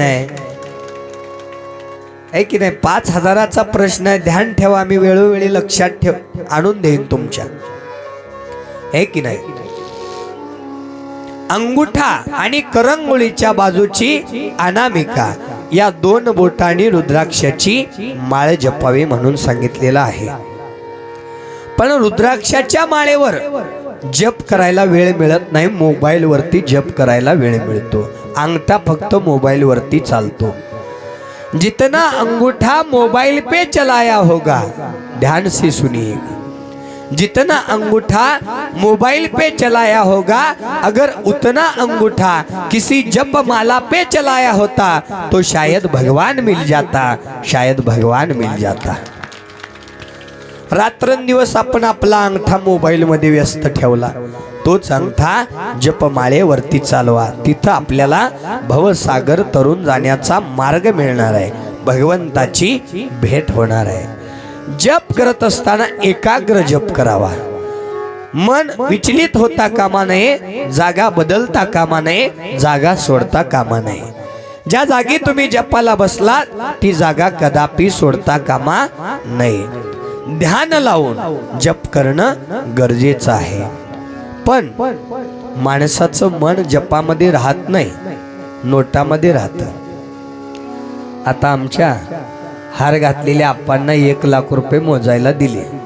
तेवढे काय नाहीत आपल्याकडे म्हणा, गोळा झाल्यानंतर देऊ. कारण महाराज दरवर्षी फोन केले की 40च्या पुढे जायचं नाही. आहे की नाही? जेव्हा गोळा होतील तेव्हा तुमच्याकडे दिले दिले कसं मोजाल तुम्ही? कसं मोजाल आप्पा सांगा? एवढं मन लावून की तिथं माझ्यासारखा महाराज भिक्षा मागायला आलं तरी सुद्धा लक्ष कुठं आहे? 1 2 3 4 आहे की नाही? नोटा मोजण्यामध्ये लक्ष आहे. माणसाचं किती अवघड आहे बघा. जन्म झाला खाटावर, लग्न लागलं पाटावर. जन्म झाला खाटावर, लग्न लागलं पाटावर, शेवट झाला घाटावर, तरी सुद्धा माणसाचं आयुष्यभर लक्ष नोटावर. किती अवघड आहे. नोटाच्या पाठीमागे माणूस धावू लागला. लक्ष्मी आणि सरस्वती या दोन गोष्टी तुमच्या समोर ठेवतो. पैशाच्या अजिबात मागे लागू नका. धनरूपी लक्ष्मीच्या माग अजिबात लागू नका. धनरूपी लक्ष्मी तुमच्या पाठीमागे येण्यासाठी तुम्हाला एक कार्य सांगतोय, तेवढं कार्य करा. तुम्ही जे काम करताय ती सरस्वती आहे. मग ती नोकरी असेल, व्यवसाय असेल, माईक सिस्टम चालवणं असेल, ऑर्गन वाजवणं असेल, तबला वाजवणं असेल, कथा सांगणं असेल, अनुष्ठान करणं असेल, ही सरस्वती आहे. या सरस्वती मातेची पूजा करायला शिका. धनरूपी लक्ष्मी न मागता तुमच्या पाठीमागे आल्याशिवाय राहणार नाही. तुम्ही जे काम करताय ते प्रामाणिक काम करा. सरस्वती आहे समजून ते काम करायला सुरुवात करा. धनरूपी लक्ष्मी न मागता तुमच्या पाठीमागे येणार आहे. पैशाच्या पाठीमागे धावू नका. सरस्वतीच्या पाठीमागे धावा. न मागता लक्ष्मी तुमच्या पाठीमागे धावत येईल. म्हणून जसं नोटा मोजताना मन एकाग्र राहतं, तसं जप करताना सुद्धा मन एकाग्र राहावं. एक की नाही? असंच एका मातेनं ऐकलं. जुन्या काळाचा प्रसंग आहे. जुन्या काळामध्ये शौचालय वेगळीकडे असायचं, देवारा वेगळीकडे असायचा, किचन वट्टा एकी वेगळीकडे असायचा. आता कलियुगामध्ये कसं झालं? 1 BHK अटॅचमेंट. देवारा तिथंच आहे, किचन तिथंच आहे, शौचालय बाजूलाच आहे. हे की नाही? मग माता माऊलीनं ऐकलं, जप एकाग्र करायचा आहे. जप एकाग्र करायचा आहे. माता माऊलीनं ठरवलं आणि किचन वट्ट्यावरती खळ खळ खळ दूध उकळलं होतं, ते थंड करायला गॅसवरती पातेल्यामध्ये ठेवलं आणि शेजारीच देवाऱ्याच्या समोर आसन टाकून जपाला बसली. हातामध्ये माळ घेतली. एवढा सुंदर जप सुरू झाला. ओम नमः शिवाय, ओम नमः शिवाय. एवढा सुंदर जप सुरू असताना तिथे एक मांजरीन आली आणि आवाज दिला. मांजरीनं आवाज दिल्याबरोबर माईचे डोळे उघडले. टक्कन डोळे उघडले आणि मांजरीनीकडे लक्ष गेलं. आता काय करावं? जपांतून तर उठता येत नाही. मांजरीन कशाला आलती? माय कशाला? दूध प्यायला आलती. माईला कळालं आता मांजरीन दूध पिल्याशिवाय सोडणार नाही. म्हणून मांजरीनीला हाकालून लावण्यासाठी थोडा जपाचा भाव बदलला. मांजरीनीकडे झटके देत म्हणू लागली, ओम नमः शिवाय, ओम नमः शिवाय, ओम नमः शिवाय. मांजरीनीनं आवाज दिला. आवाज दिला आणि 4 पावलं पुढं टाकली मांजरीनीनं. है की नाही? आवाज दिला, 4 पावलं पुढं टाकल्याबरोबर माईला भला राग आला. रागानं डोळे लालबुंद झाले. मांजरीनीला काय कळतच नाहीये.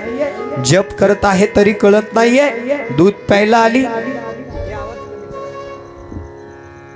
दूध प्यायला आली. या रागामध्ये माईनं थोडा जपाचा भाव बदलला. मांजरीनीला हाकलून लावण्यासाठी भाव बदलला. ओम नमः शिवाय. कळत नाही का तुला? छिर म्हणलेलं. मांजरीनीकडे झटके देत म्हणू लागली, ओम नमः शिवाय. कळत नाही का तुला? छिर म्हणलेलं. मांजरीन म्हणाली, मला सगळं कळू लागले. उगी गप गप. तू काय जपातून उठत नाही, मी काय दूध प्यायचं सोडत नाही. मांजरीनं आवाज दिला. आवाज दिला आणि 4 पावलं पुढे गेली. है की नाही? पुन्हा माईचा आवाज बदलला. मांजरीनीकडे झटके देत म्हणू लागली, ओम नमः शिवाय. कळत नाही का तुला? जा म्हणलेलं. ओम नमः शिवाय. मांजरीन म्हणली, उगी बस, उगी ताण घेऊ नको. मला सगळं कळतंय, तू काय जपातून उठत नाही, मी काय दूध प्यायचं सोडत नाही. मांजरीनीनं किचन वट्ट्यावर उडी मारली, पातेल्यात तोंड घातली. एवढ्यामध्ये असा राग आला, हातातली माळच फेकून मारली मांजरीला, फिर कर. नीट जाऊन ती माळ मांजरीनीच्या गळ्यात.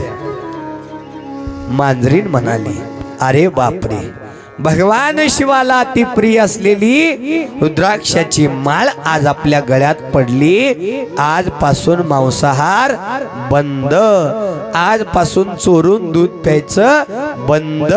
कोणाला कळालं? 4 पायाच्या 2 पायाचं कस काय? तेवढ्या वेळापुरतं काढून ठेवतो, मस्त पोट भरून वडतो आणि पुन्हा गळ्यात घालतो.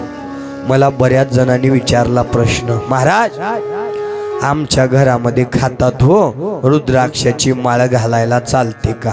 तुम्ही कोण? आम्ही वैष्णव, आम्ही शिवभक्त. पहा, जर तुम्ही वैष्णव असाल, जर तुम्ही शिवभक्त असाल आणि जर तुम्ही मांसाहार भक्षण करत असाल तर तुम्ही वैष्णवही नाहीत आणि शिवभक्तही नाही. शुद्ध शाकाहारी अन्न आपल्यासाठी प्राप्त करून दिलेलं आहे. जे प्राणी ओठानं पाणी पितात ते शुद्ध शाकाहारी अन्न ग्रहण करतात. जे प्राणी जिभेनं पाणी पितात ते मांसाहार भक्षण करतात. मग आता तुम्ही ठरवा की तुम्ही कोणते प्राणी आहात. कर्तव्य नाही आहे ते. आपण शुद्ध शाकाहारी अन्न खाणं गरजेचं आहे. माणूस किती चतुर आहे बघा. मेलेल्या माणसाच्या मातीला जाऊन आलं की शिवाशिव झाली म्हणून आंघोळ करतो आणि मुक्या प्राण्यांना मारून पोटात ठेवून स्वतःला पवित्र समजतो. अवघड आहे की नाही? विचार करण्यासारखी गोष्ट आहे. मुक्या प्राण्यांची हत्या म्हणजे महापाप आहे. रवरव नावाचं गरुड पुराणामध्ये पाप आहे. उखळत्या तेलामध्ये टाकून त्याला विस्तवाच्या अग्नीचे डाग देऊन त्याला त्या ठिकाणी यातना दिल्या जातात. म्हणून मांसाहार भक्षण करू नका. बऱ्याच जणांनी मला पुढचा प्रश्न केला, महाराज जी देवी जे देव नैवेद्य म्हणून मांसाहार मागतात ते देव आहेत का? ती देवी आहे का? मी उत्तर दिलं, तुम्हालाही सांगेन. जो देव जी देवी नैवेद्य म्हणून मुक्या प्राण्यांची हत्या करून मांसाहार मागते तो देवही नाही आणि ती देवीही नाही. श्रद्धा असावी, अंधश्रद्धा अजिबात नसावी. मुक्या प्राण्यांची हत्या करून देवाला नैवेद्य नसतो, दैत्याला असतो. स्वतःचं पोट भरण्यासाठी केलेली क्रिया म्हणजेच बकरं कापणं, कोंबडं कापणं. कोणत्या देवाला हे लागत नाही. माझ्या तर महादेवाला अजिबात लागत नाही. 1 लोटा जल सभी समस्या का हल. काहीच लागत नाही माझ्या महादेवाला. कुठला अलंकार नाही लागत, कुठलं वस्त्र नाही लागत, कुठलं सोनं नाही लागत. भोळा भाव देवा मला पाव. माझ्या महादेवाला फक्त 1 लोटा जल वाहून बिल्वपत्र वाहिला की नाही लगेच पावणारा माझा देव आहे. कसा आहे माझा देव? भोळा आहे, पण वेळ आल्यानंतर 3रा डोळा आहे हे सुद्धा ध्यानात ठेवा, आहे की नाही? म्हणून रुद्राक्षाची माळ आपल्या जीवनामध्ये रक्षा करणारी आहे. जप करताना एकाग्र करावा. भूकंप होऊ द्या, संकट येऊ द्या, पण आपला भाव, आपली जप, आपली भक्ती सोडायची नसते. प्राण गेला तरी जाओ, परी न सोडी निष्ठा भाव. परम रहस्यामध्ये उत्तर दिलेलं आहे. देवाचं नाव घेता घेता प्राण गेला तरी चालेल, पण आपली निष्ठा, आपला भाव, आपला स्वभाव कधीच बदलायचा नाही. रुद्राक्षाच्या माळेचं विशेष महत्व आहे. इथून पुढच्या लग्नामध्ये मन्मथ स्वामी महाराजांना विनंती करेन आणि तुम्ही सुद्धा इतर स्वामींना सांगा, इथून पुढच्या लग्नामध्ये हाराचा खर्च टाळा. जे गळ्यामध्ये हार घालतात की नाही मुलगा आणि मुलगी, हाराचा खर्च टाळा. आणि प्रत्येक स्वामीनं, जे स्वामी लग्न लावायला जातात त्या स्वामीनं 2 रुद्राक्षाच्या माळी घेऊन जायचं. दक्षिणा घ्यायची त्याची. 2 रुद्राक्षाच्या माळी घेऊन जायचं आणि हार घालायच्या टायमाला दोन्ही मुला आणि मुलीच्या हातामध्ये 1 रुद्राक्षाची माळ द्यायची. या माळेचा फळ आपल्या जीवनामध्ये, या माळेचा फायदा आपल्या जीवनामध्ये काय आहे ऐका. जी मुलगी आपल्या होणाऱ्या पतीच्या गळ्यामध्ये, मुलाच्या गळ्यामध्ये हार घालायच्या वेळेला रुद्राक्षाची माळ घालते, त्या मुलीला अखंड आयुष्यभर कधीच मंगळसूत्र उतरवायची वेळ येणार नाही, एवढं ताकद त्या रुद्राक्षाच्या माळेमध्ये आहे. जो मुलगा हार घालायच्या टायमाला होणाऱ्या पत्नीच्या गळ्यामध्ये रुद्राक्षाची माळ घालतो, तो पती कधीच व्यसना अधीन होणार नाही, वाम मार्गाला जाणार नाही. एक पत्नी एक वचनी राहून संसार कडेपर्यंत नेहीन. म्हणून इथून पुढे ही प्रथा सुरू झाली पाहिजे. इथून पुढे प्रथा झालीच पाहिजे. आता ज्यांचं झालंय त्यांनी काय करायचं, कुमार सागर महाराजांकडून 2 माळी घ्यायच्या, कधी जमेल तेव्हा आपल्या पण थोड्या अक्षता करायच्या, गपचूप घरामध्ये जायचं, बेडरूम बंद करायची, मध्ये जायचं, दोघे एकमेकाच्या पूर्व पश्चिम दिशेला उभं राहायचं. दोघांपैकी एकानं मंगलाष्टिका म्हणायची, अर्धी अर्धी का होईना म्हणायची, आणि एकमेकाच्या गळ्यात रुद्राक्षाची माळ टाकून आपणच एकमेकाच्या डोक्यावर अक्षता टाकून घ्यायच्या. झालं. तिथून आपल्या भगवान शिवाच्या कृपेनं संसार आनंददायी ठरेल आहे. माझ्या मनमत माऊलीनं देवाकडे रुद्राक्षाचं महात्म्य मागितलं. काय मागितलं? रुद्राक्षाचं महात्म्य मागितलं. गुरुलिंग जंगमाची सेवा मागितली. माझ्या मनमत माऊलीनं कल्याण आणि मुक्ती नाही मागितलं. जीवनामध्ये तुम्हाला काय मिळावं वाटतं? सुख मिळावं, कल्याण व्हावं आणि मृत्यूनंतर मुक्ती मिळावी. प्रत्येकाला वाटतं की नाही? पण देवाजवळ तुम्ही कल्याण आणि मुक्ती मागू नका. मनमत माऊलींना देवाची भेट झाली होती, तेव्हा मनमत माऊलीनं देवाकडे मुक्ती आणि कल्याण नाही मागितलं. त्यांना मागता आलं असतं, पण त्यांनी देवाकडे एक मागणं मागितलं, कल्याण आणि मुक्ती मिळण्याचं साधन. कोणतं साधन? गुरु आणि लिंगा जंगमाची सेवा हो, गुरु आणि लिंगा जंगमाची सेवा हो, गुरु आणि लिंगा जंगमाची सेवा हो, गुरु आणि लिंगा जंगमाची सेवा, गुरु आणि लिंगा जंगमाची सेवा हो, देई माझ देवा जन्म जन्मी, देई माझ देवा जन्म जन्मी, गुरु आणि लिंगा जंगमाची सेवा हो, रुद्राक्षांच्या माळा भस्मला उभाळी हो, हेची चंद्र मोळी देई मज हेची चंद्र मोडी, देई मज रुद्राक्षाच्या माळा भस्मला भूपाळी हो, रुद्राक्षाच्या माळा भस्मला भूपाळी भाळी. नम पार्वती पतये शिव हर हर. गुरु आणि लिंग जंगमाची सेवा, देई मज देवा जन्मोजन्मी, रुद्राक्षांच्या माळा भस्म लावू भाळी, हेची चंद्रमोळी देई मज. मनमत माऊलींनी देवाकडे मोक्ष मुक्ती नाही मागितली, मोक्ष आणि मुक्ती मिळण्याचं साधन मागितलं. मन्मथ माऊलींना हे माहीत होतं, माझ्या हातून गुरुची सेवा घडली, माझ्या हातून लिंग पूजा घडली, माझ्या हातून जंगमाची सेवा घडली, तर न मागता कल्याण आणि मुक्ती मला मिळणार आहे हे मन्मथ माऊलीला माहीत होतं. म्हणून त्यांनी देवाकडे गुरु लिंग जंगमाची सेवा मागितली. तुम्ही सुद्धा या दैनंदिन जीवनामध्ये गुरु लिंग जंगमाची सेवा देवाकडे मागा. न मागता कल्याण आणि मुक्तीचा अधिकार तुम्हाला प्राप्त होतो आहे.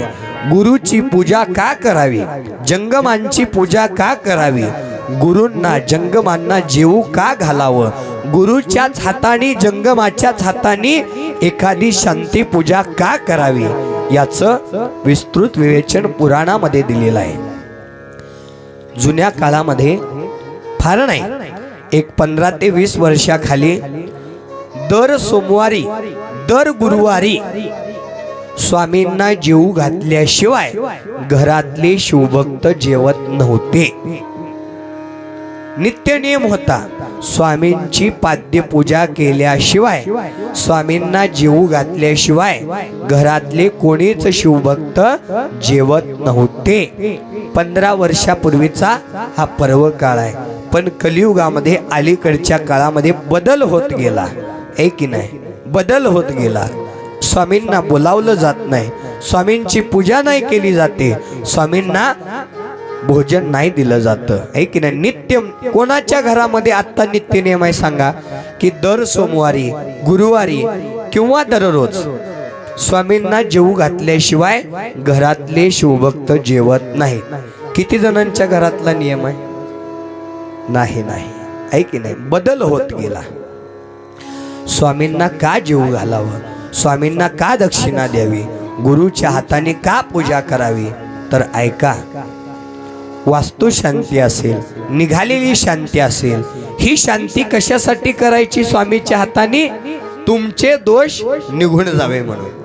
मग मला सांगा, नेमकं हे दोष कुठं निघून जातात? पाताळात जातात का? कुठं आभाळात फिरतात का? कुठं जातात माहिती आहे का तुम्हाला? शास्त्र सांगतं, तुमचे वाईट दोष तुमच्या दक्षिणेच्या माध्यमातून, तुमच्या भोजनाच्या माध्यमातून स्वामीच्या पदरामध्ये जातात. स्वामी सगळे दोष आपल्या घराकडे घेऊन जातात. म्हणूनच स्वामींना जमिनी नाहीत, म्हणूनच स्वामींचे घर सुधारले नाहीत, कारण स्वामींच्या जीवनामध्ये सगळे दोष तुमचे लागले. स्वामींच्या पाठीमागे दरिद्रता तुमची लागली. स्वामी महाराज, गुरु महाराज तुमचं संकट आपल्या पदरामध्ये घेतात आणि तुम्हाला त्या दोषातून मुक्त करतात. याच्यासाठी स्वामीला जीव घातलं जातं, याच्यासाठी स्वामी महाराजांना, गुरूंना दक्षिणा दिली जाते. उघड नाही दिली जाते, फुकट नाही आहे, त्याचा लाभ आहे तुमच्या जीवनामध्ये. म्हणून त्यांना दान धर्म केलं जातं, म्हणून त्यांना जीव घातलं जातं. हे शास्त्र सांगत आहे. लक्षपूर्वक ऐका. नित्य नेम असावा. एक तरी स्वामी महाराज, गुरु महाराज सोमवारी गुरुवारी आपल्या घरामध्ये बोलावून पाद्यपूजा करून जेवू घातलं पाहिजे. बऱ्याच जणांनी मला प्रश्न केला, महाराज आम्ही स्वामींना किती बोलावतो, स्वामी येतच नाहीत. स्वामी काय येत नाहीत? तुम्ही स्वामींना जेवू घातल्यानंतर स्वामीच्या हातामध्ये 5 रुपये ठेवता, 5 रुपये ठेवता हे की नाही.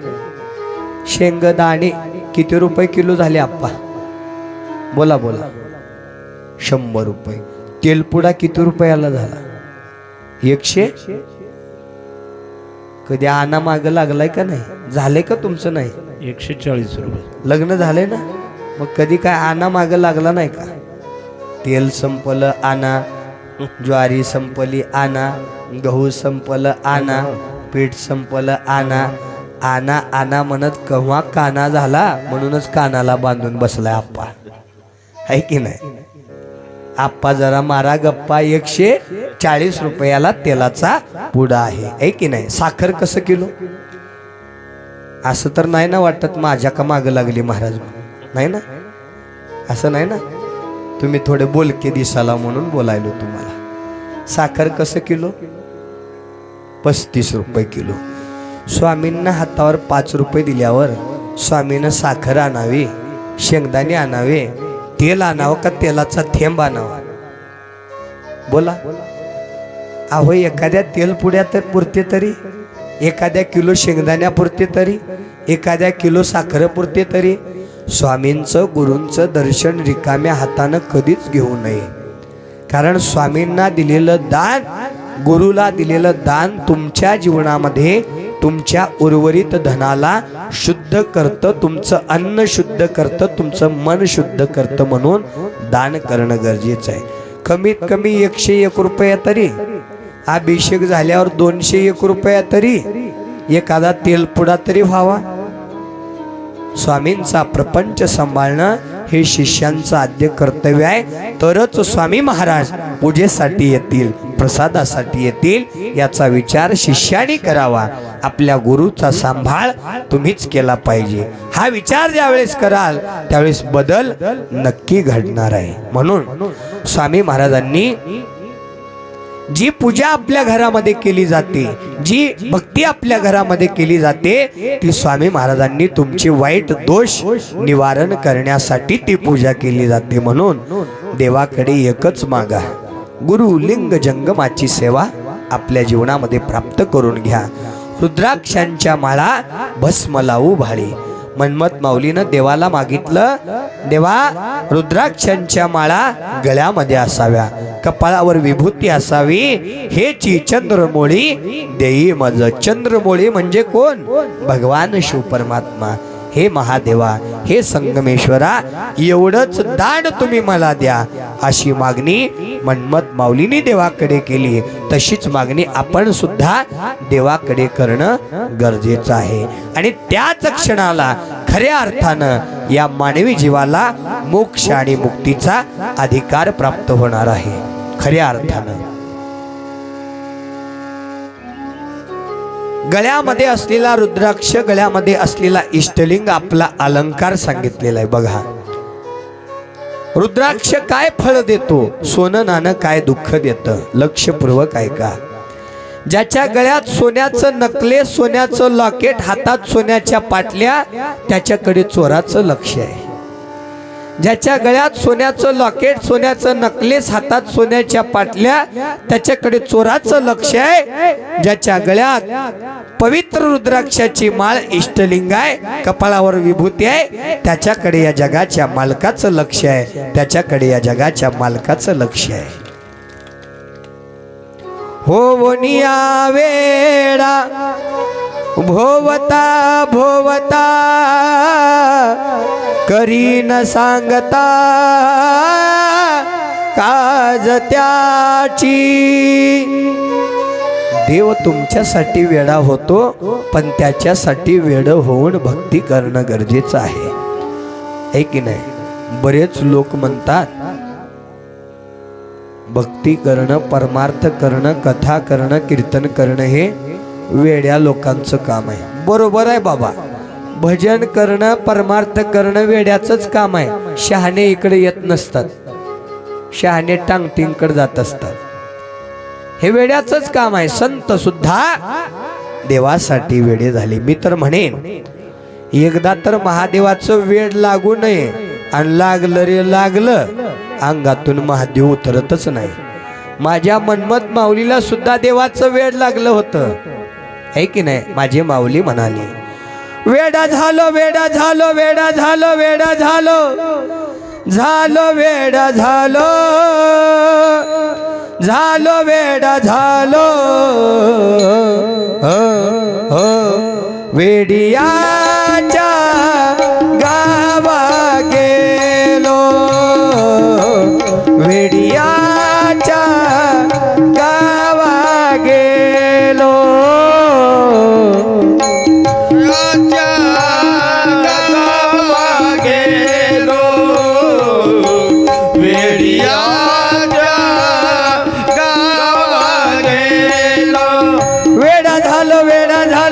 झालो वेडा झालो,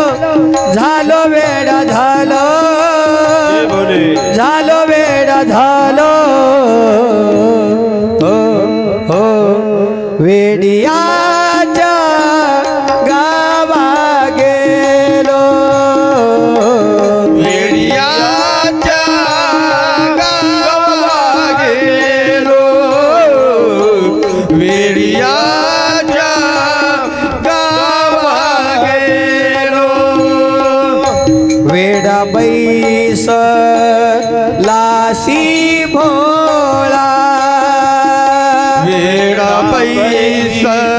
विठ्ठलाची भोळा कृपा करी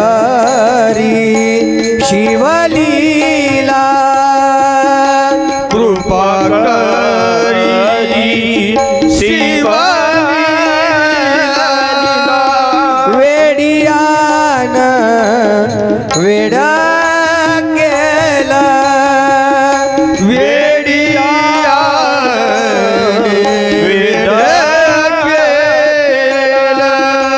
अवघे शिव रूपिनेला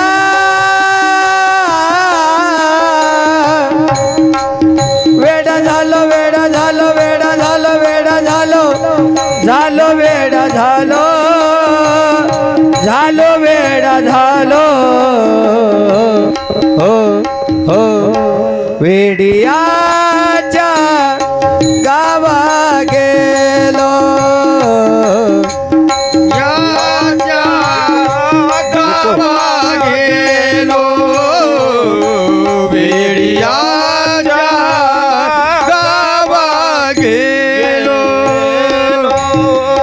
मन्मथ म्हणे वेडा खरा मन्मथ म्हणे वेडा खरा मन्मथ म्हणे वेडा खरा मन्मथ म्हणे वेडा खरा गुप्त रूपी आला घरा विको डबल ये नाही रिपीट रिपीट गुप्त रूपी आला घरा गुप्त रूपी आला घरा गुप्त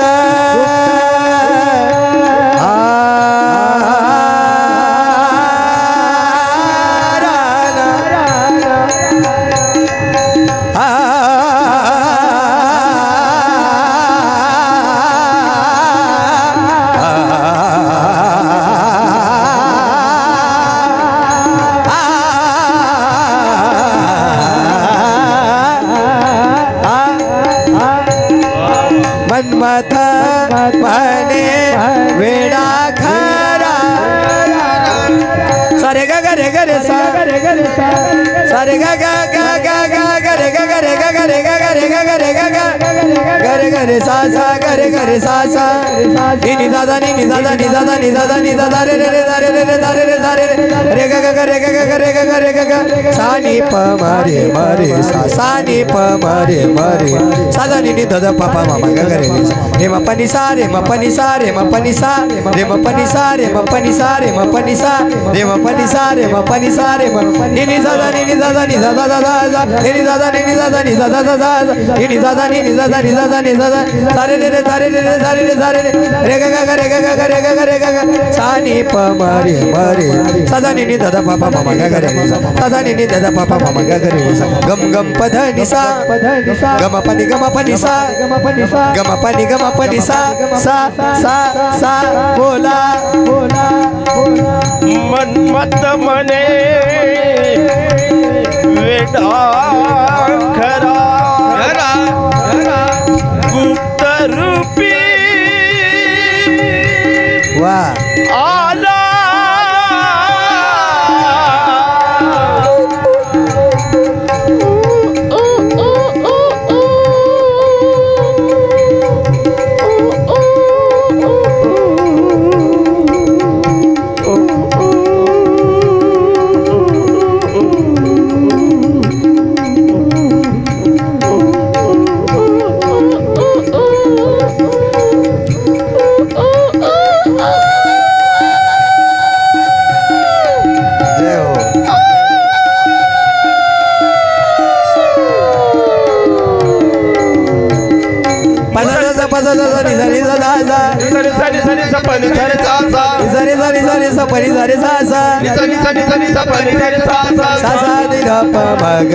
सा सा नि प म रे म रे सा नि प म रे म रे रे म पनि सा रे म पनि सा रे म पनि सा रे म पनि सा रे म पनि सा रे म पनि सा रे म पनि सा रे म पनि सा रे म पनि सा नि प म रे म रे सा नि प म रे म रे सा नि प म रे म रे रे म पनि सा सा रे म पनि सा सा रे म पनि सा सा रे म पनि सा सा रे म पनि सा सा रे म पनि सा सा रे म पनि सा सा रे म पनि सा सा रे म पनि सा नि प म रे म रे सा नि प म रे म रे सा नि प म रे म रे रे म पनि सा सा सा रे म पनि सा सा सा रे म पनि सा सा सा सा सा सा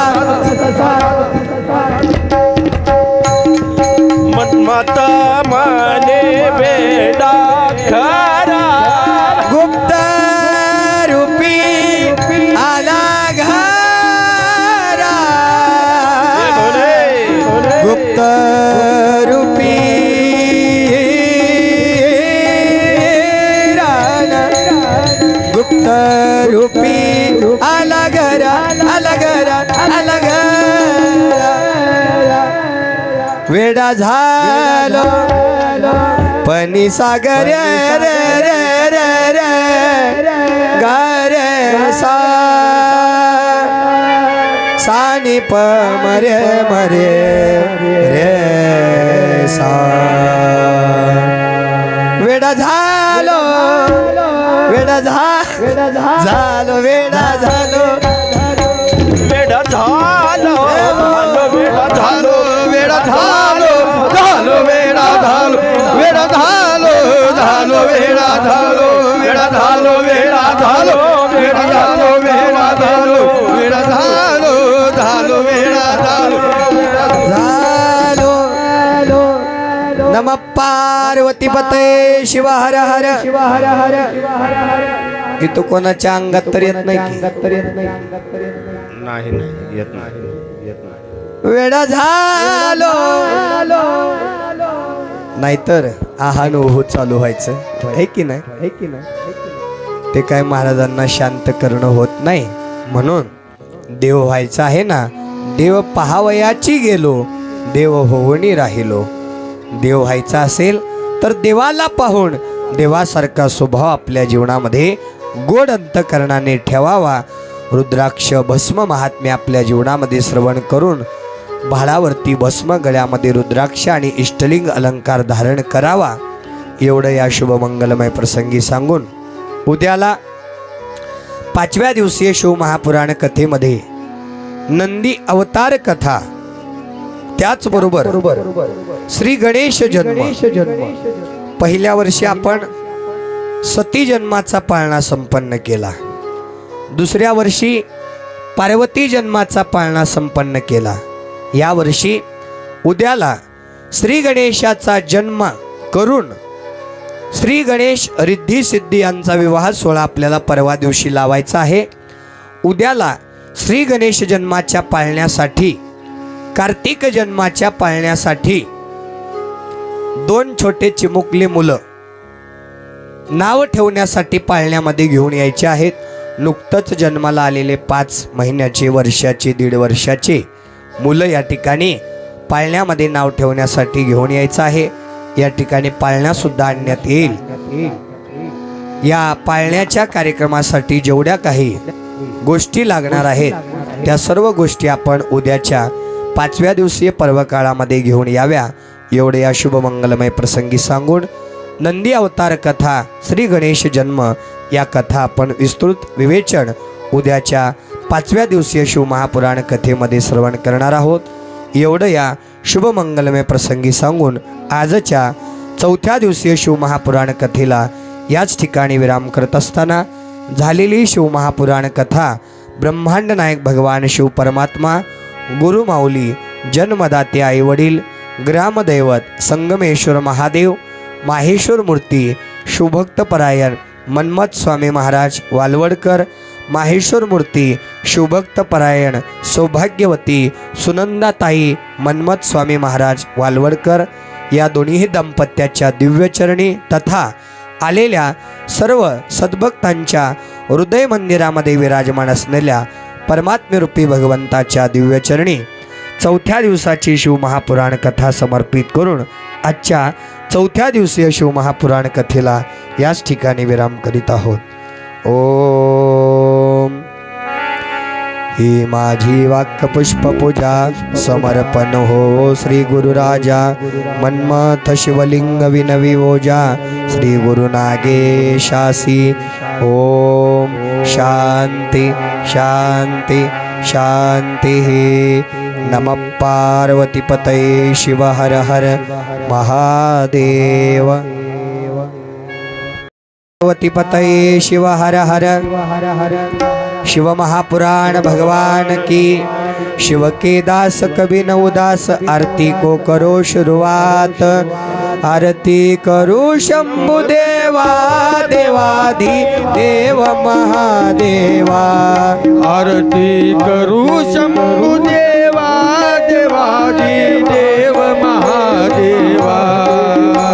जल भस्माने पूजा करूनी बेलवाऊ चरणाला. पाहुणी ऐसी भोळी भक्ती मनी शंभू देव हसला. भक्त करणारा देव हा भोळा त्याच्या सेवेत जन्म जावा. आरती करू शंभू देवा देवादी देव महादेवा. आरती करू शंभू देवा देवादी देव महादेवा. धूप दीप लावून नैवेद्य दाखवू मला. पाहुणे ऐसी गोड भक्ती मनी शंभू संतोषला. दान देणारा सुखाचा धरा त्याच्या सेवेत जन्म जावा. आरती करू शंभू देवा देवादी देव महादेवा. आरती करू शंभू देवा देवादी देव महादेवा. शंख डमरू टाळ गंग वाजवू आरतीला. भोळ्या भक्तीने भोळ्या मनाने जाऊ शरणाला. कुमार गाई हाक देवा मारी. कुमार गाई हाक देवा मारी. त्याच्या सेवेत जन्म जावा. आरती जरू शंभू देवा देवादी देव महादेवा. आरती करू शंभू देवा देवादी देव महादेवा. कर्पूर गौरं करुणावसारं संसार सारं भुजेन्द्रहारं सदा वसन्तं हृदयानन्दे भवन भवानी सहितं नमामि. गुणातीतकान्तं परब्रह्मशान्तं दिव्यादिवेदं भवारण्यनाहम् उमानाशमीशं जराजन्मनाशं स्वयं ज्योतिर्लिङ्गं नमामीष्टलिङ्गं. महादेव देवं महापापनाशं चिताभस्मलिङ्गं नमामीष्टलिङ्गं. कर्पूरगौरं करुणावतारं संसारसारं भुजगेन्द्रहारं. हरः ॐ. यज्ञेन यज्ञमयजन्त देवाः स्थानि धर्माणि प्रथमानस्यनं. तेहनाकं महिमान् सचन्त यत्र पूर्वे साध्या सन्ति देवाः. ॐ गुरुदेवो महादेवो गुरुदेवो सदाशिवो गुरुदेवात् परं नास्ति. तस्मै श्री गुरवे नमः इति मंत्रपुष्पांजलि समर्पयामि. नमः पार्वतीपतये. पतेश्वर